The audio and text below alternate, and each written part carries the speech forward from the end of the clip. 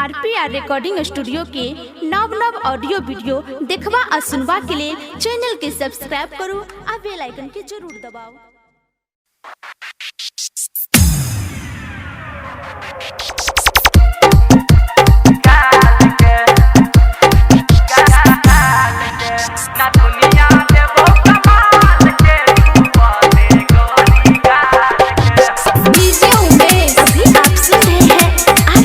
Recording studio की धमाकेदार प्रस्तुति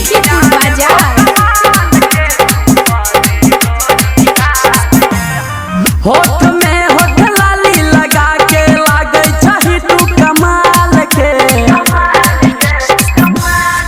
हाँ, होठ में होठ लाली लगा के लागे छही तू कमाल के।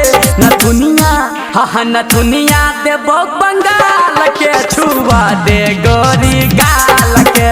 न दुनिया देबो कमाल के छुआ दे गोरी गाल के।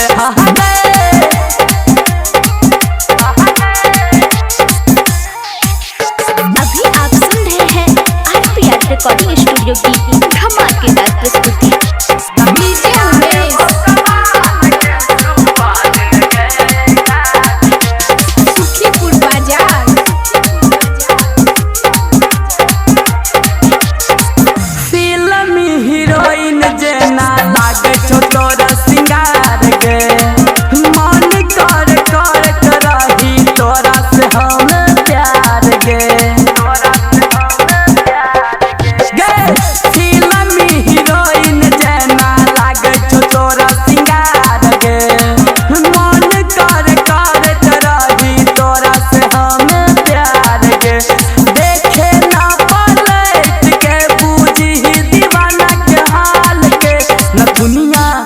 न दुनिया देबो बंगाल के छुआ दे गोरी गाल के।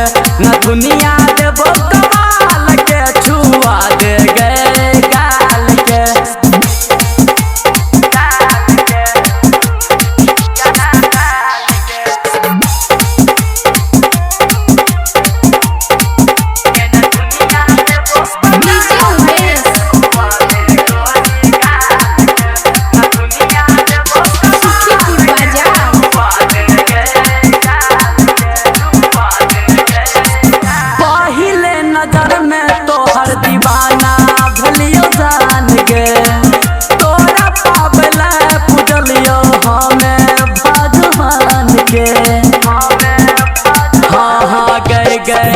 पहिले नजर में तोहर दीवाना भलियो जान गे।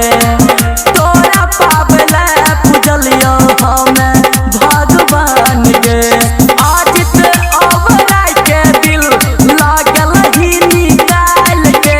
न दुनिया न दुनिया देबो बंगाल के छुआ दे गोरी गाल के। न दुनिया देबो